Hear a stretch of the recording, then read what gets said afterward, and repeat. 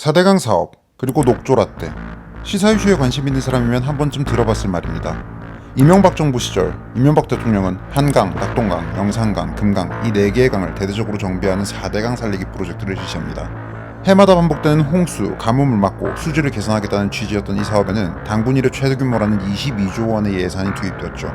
하지만 이 사업에는 야당 민주당을 비롯해 범좌파 진영의 대대적인 총공세가 펼쳐졌고 이명박의 4대강 사업 때문에 유해성 녹조가 발생하기 시작했다며 녹조라떼라는 유행어가 퍼졌습니다.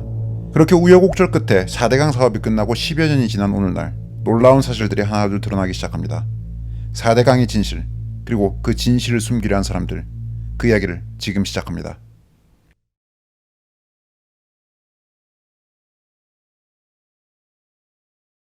4대강 사업을 이해하기 위해서는 먼저 이명박 당시 서울시장이 대통령 선거에 출마하며 1호 공약으로 내놨던 한반도 대운하 프로젝트를 살펴봐야 합니다.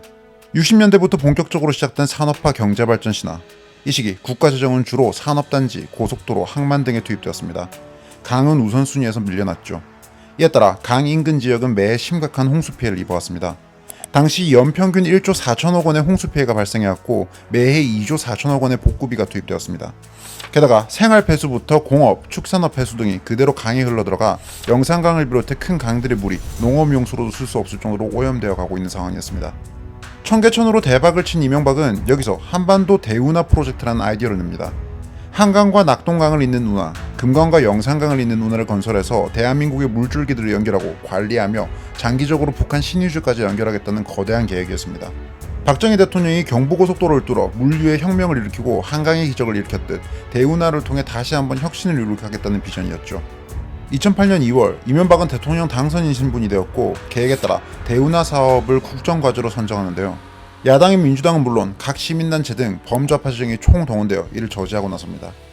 당시 광우병 선동의 성공으로 인해 이명박 정부의 힘은 정권 초부터 완전히 빠진 상태였고 국정 동력을 잃은 상태였습니다. 결국 이명박은 한 발 물러나 대운하 사업을 철회했고 이를 4대강 정비 사업으로 전환합니다. 한강, 낙동강, 영산강, 금강 이 4대강을 정비해서 매해 발생하는 홍수와 가뭄을 막고 수질을 개선하겠다는 취지였습니다. 4대강의 하천 중간중간에 총 16개의 보를 건설하겠다고 밝혔죠. 저수지를 개선하고 폐수 종말 처리 시설, 하수 처리 시설 등을 설치하는 등 수자원을 확보하고 홍수와 가뭄을 막고 수질을 개선하기 위한 다양한 작업들도 추가됩니다. 이는 원래 한반도 대운하 프로젝트에 비하면 매우 축소된 규모였지만 여전히 22조라는 역대 최대급의 예산이 투입되는 큰 사업이었습니다. 그렇게 2009년부터 시작된 4대강 사업은 2012년에 마무리됩니다.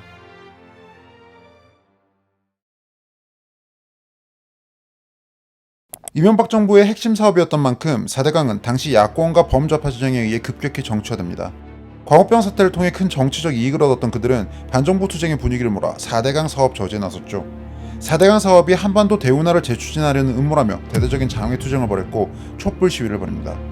정치, 언론, 시민사회는 물론 종교계까지 나섰고 심지어 분신사건까지 발생했죠.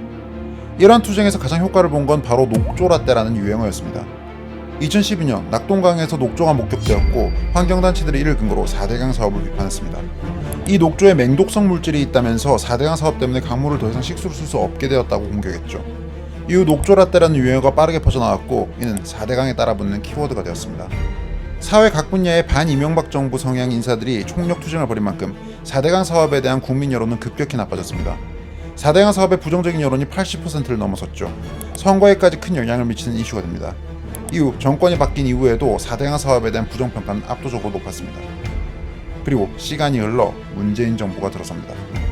문재인 대통령은 임기 초부터 이명박 정부의 4대강 사업을 맹비난했습니다. 여기에 쏟아부은 예산 22조면 연봉 2,200만원짜리 일자리 100만 개를 만들 수 있다며 4대강 사업을 전면 재조사해야 한다고 반복적으로 강조했습니다. 그리고 얼마 지나지 않아 4대강의 부정적인 조사 결과들이 나오기 시작합니다. 16개의 보가 물의 흐름을 막아서 수질오염 등 문제가 발생했다며 4대강의 자연성을 회복시키겠다고 발표합니다. 급기야 2021년 9월 5개 보를 해체하거나 상시 개방하기로 결정해버리죠. 보 인근 지역 주민들이 강하게 반발했지만 문재인 정부는 보 해체를 밀어붙입니다. 이명박 정부가 완성해둔 4대강 사업을 어떻게든 되돌리겠다는 의지의 표현이었습니다.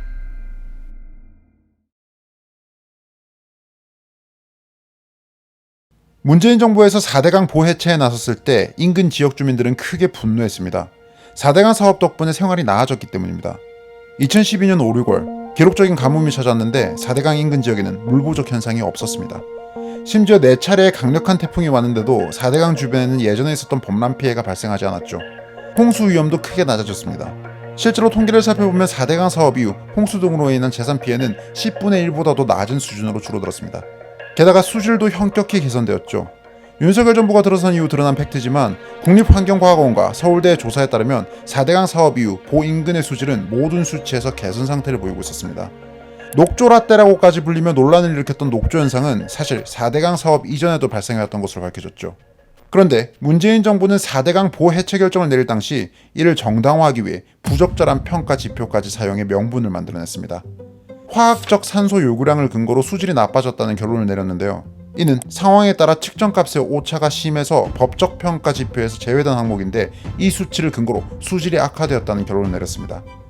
문재인 정부는 당시 수질 평가를 위해 반 4대강 인사들로 채워진 기구에 연구 용역을 맡겼고 심지어 환경부가 보고서 작성에 직접 개입해 보호 해체가 수질 및 수생태계 개선에 유리하다는 내용을 직접 담았습니다. 탈원전 때와 마찬가지로 정치적인 이유로 조작에 나선 겁니다. 즉 4대강 사업을 통해 수해가 사라지고 수자원이 확보되고 수질이 개선된 걸 알면서도 정권 차원에서 개입해 4대강 사업을 망치기 위한 근거를 억지로 만들어냈고 이를 바탕으로 일방적으로 보호 해체를 추진한 거였습니다. 문재인 정부의 보호 해체 및 개방에 의해 인근 주민들은 피해를 입었고 이에 따라 환경부는 16억 원대의 배상을 했습니다. 그런데 당시 환경부는 이러한 사실조차 은폐했죠. 4대강 사업 결과를 망치기 위해 문재인 정부가 벌인 일 때문에 총 5,280만 톤의 물 손실이 발생했습니다. 또 50년 만에 최악의 가뭄 소식이 전해졌는데도 보수문 개방을 강행해서 광주 시민들이 40일간 쓸 수 있는 물 1,560만 톤을 버려버렸죠. 수력 발전에도 534억 원의 손실이 발생했습니다. 이명박 정부의 치적을 망치는 것 말고는 아무 이득도 없는 이 보호 해체 작업을 위해서 문재인 정부는 1931억 원의 예산을 썼고 각종 이전 공사 비용까지 계산하면 총 2680억 원의 혈세를 낭비되게 만들었습니다. 즉 본인들의 정치적 이익을 위해 그저 이명박 정부의 성공 사업을 망쳐놓겠다는 못된 심보만으로 국민에게 직접적인 피해까지 줘가며 국민 혈세를 낭비해가며 무리하게 보호를 해체하고 개방한 겁니다. 이게 바로 4대강에 대한 진실입니다.